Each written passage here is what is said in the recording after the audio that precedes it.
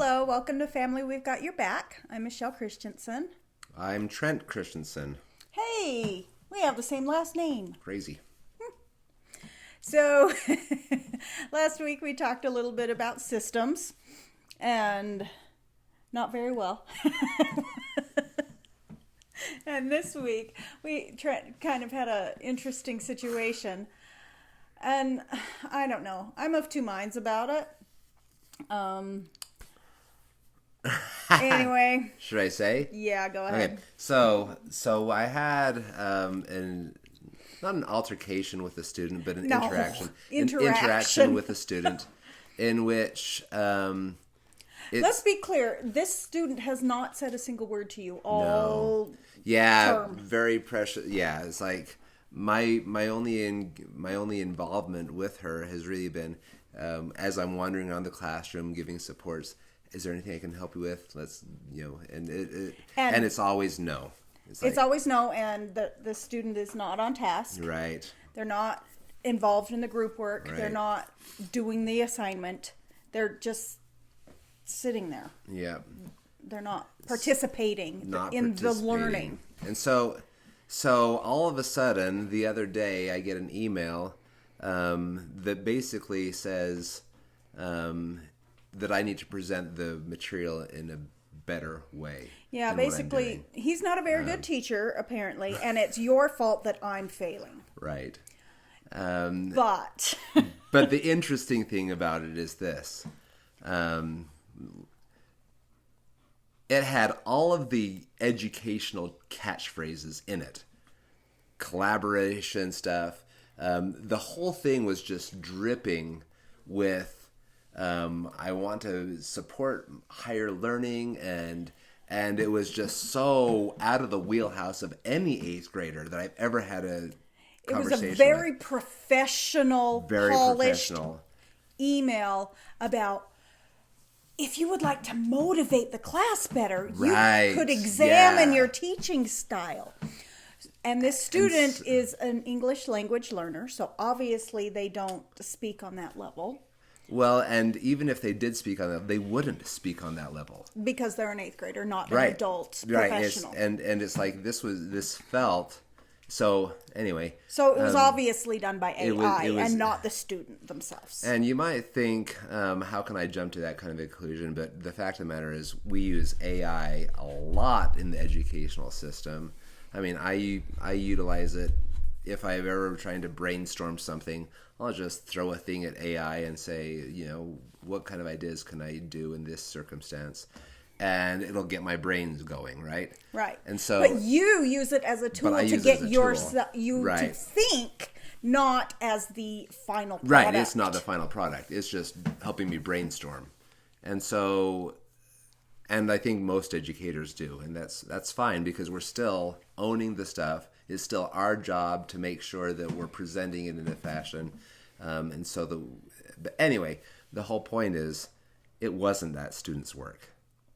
And every single time that I utilize AI with my teaching, whether I'm having the students engage with it, I'm looking for authentic work, authentic thought, which is where this podcast is coming from. Yes. It's like we need to have... There needs to be an upfront communication that is genuinely you, so that I actually know where the message is coming from. Yeah. It's like I can't read people's minds, and when they're using AI's mind, then it's like that's not their work. There's nothing here for me. Yeah, that's the computer doing your work for you, not you learning the content. Mm-hmm. And so it's not necessarily that, whatever. That's, obviously the use of AI was an indicator that they're not even willing to criticize him in their own words. They're not willing to do the work. They're not even willing to use their own brain to create the message. To say... I need you to teach differently so that I understand. Yeah. Anyway, so we're finding that people And it's a people skill. It is a people skill. And if you don't develop that people skill when you are in this, educational system or whatever, when are you going to use it? Are you going to be dependent on AI for everything, or others for when do you learn independence? Well, it's not just independence. It's, I don't want to say the word pride, but it's more sense of self. Like, don't you take the responsibility to I don't know. I guess let's just say the definition of authentic. It's not false or an imitation, or it's an original. It's true, and for personal and interactions, it's true to one's own personality, spirit, or character. Yeah. And so when you use the AI to write a scathing letter to your teacher because you don't want to and it wasn't scathing, but it was a reprimand. It was a reprimand saying you're not teaching properly. Right. I'm sorry, I'm asking you to think. Yeah. Yeah. I apologize. I'm trying to educate you and you're not willing to do it. You just want me to write the problem down and give you the answer so you can write it on your paper and hand it in. That's not how math works anymore. No, nor has it really ever worked that way. Yeah, you've got to be able to understand the concept and then reproduce it. And they're not willing to try to understand or reproduce, and so therefore it's his fault. The world we live in. It's really incredibly sad that people don't have, again, I don't want to say the word, but pride of self. Like, he said something when we were walking the dog the other day about something he was saying to his students, and it was just profound to me. He said, "Why are you putting off being excellent? Don't put off being excellent." And I just thought, yeah. Because they procrastinate the study until the very end of the chapter, right? And then right before the test, they try to learn the whole chapter's worth of information. It's like, that's right not now. happen. Yeah, because it's the end of the term. We have the end of the term is next week, and it's like all of a sudden they care. They care because there's going to be consequences at home or whatever, and Yeah, and so, I'm failing. I better do something. It's all of a sudden. And so they're putting off the opportunity to learn, and therefore they don't learn it because you can't cram math concepts.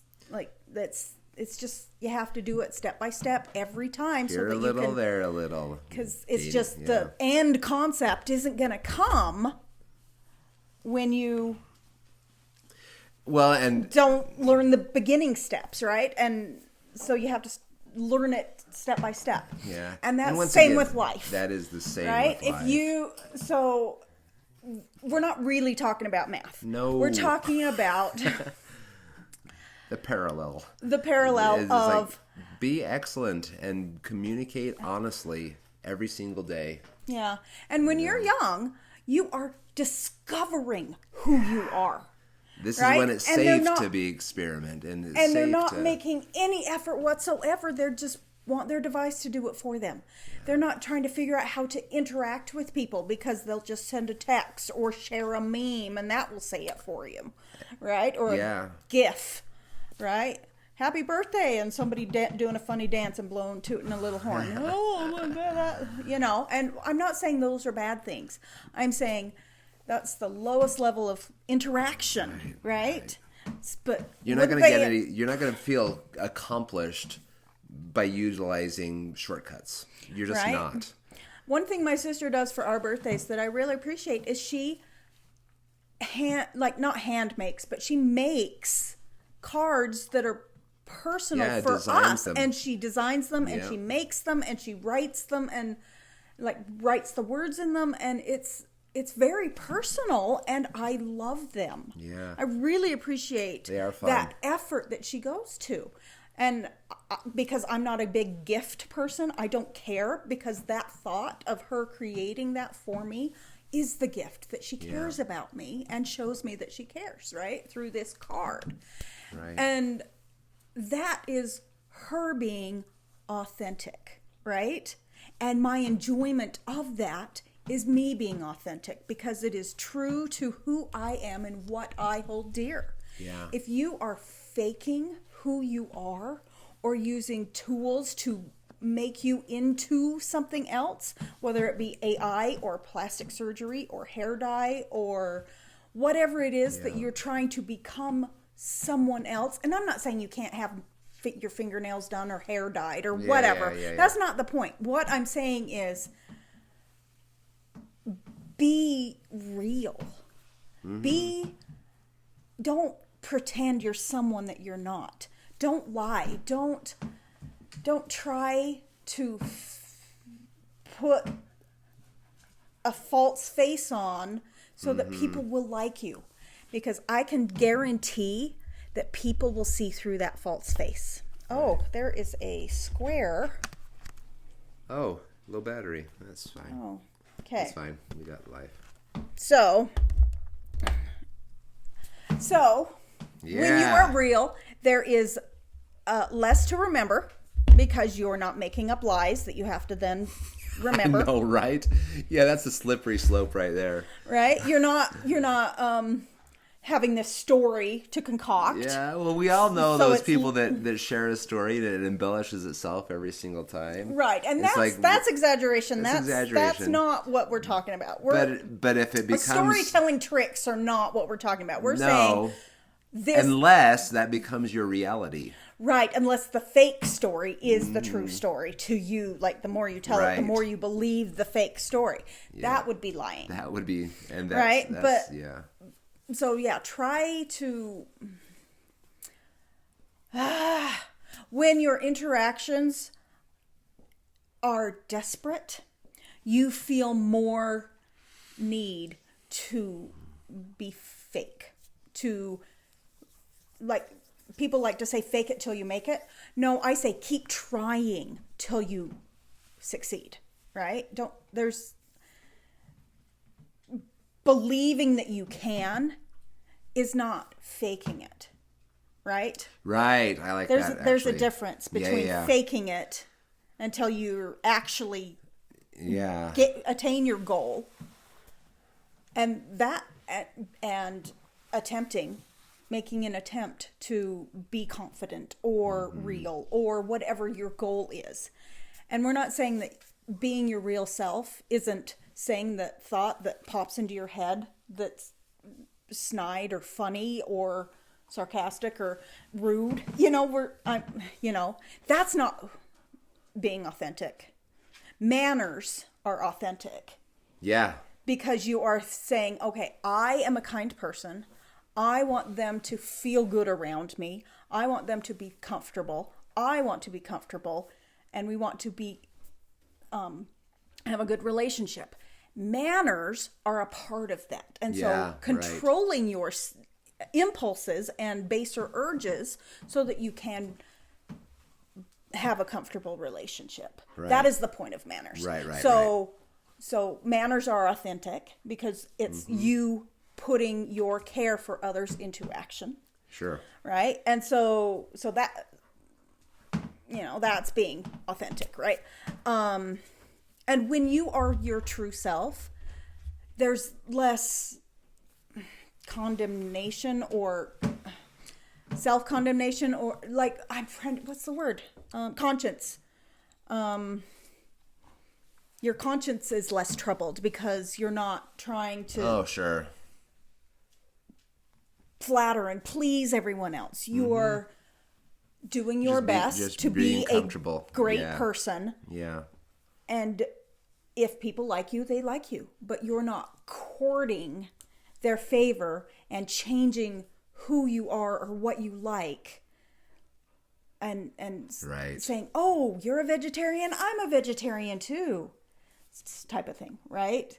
And you really love ribs, right? So, that movie, 27 Dresses. Anyway, so you see what I'm saying? And so there's this peace that you have because you are who you are, your best self.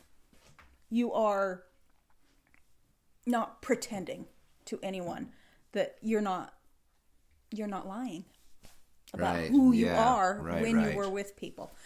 And You're just comfortable in your own skin, and that you do your best to be your best person. But at its core, you're just your being best authentic. you, not your best somebody else, right. or you're not best the person who you think they want you to be, right? Yeah. So anyway, and so others can tell is another benefit, and that is endearing. It's off-putting when you're like, that person is always showing off. Yeah, I think, or they're just there's been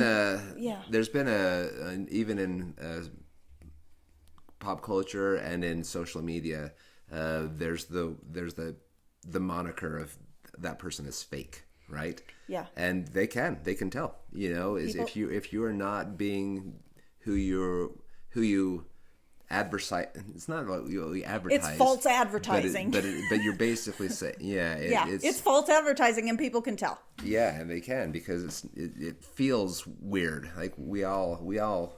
If you have any people skills whatsoever, then you can typically watch people and say, that's not how I perceive that person. Yeah. And it is quite fake. Yeah. Unless you're one of the best actors or actresses in the world, it's going to come off not the way you think it will. Yeah. And people will not appreciate the lie. Right. And we realize that authenticity is a buzzword right now, but we're not saying don't become your best self, because that's not your true self. We're saying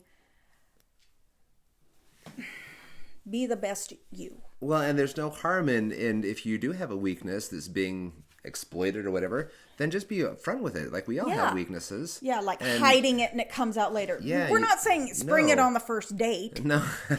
Right. Like the juggler. But right? But you can recognize your own weaknesses, and then I'm still working on that, Yeah, it's like, I am not very good at that, but I'm working on it. I'm trying, and but lying, I'm great at that. No, you're not. We can tell, right? So anyway, and so our assignment for this week, why did I do this? Oops. Oh gosh, we're having technical difficulties in every aspect of today. Okay, so try not to pretend or fake your interactions with others, right? Yeah. Be real. Be honest. I guess that's what authenticity really is integrity and honesty. And so have integrity in your interactions and your relationships, and see how they improve because you are honest. Yeah. Alrighty. Have a good week. Yeah, have a good week. Bye-bye. Bye.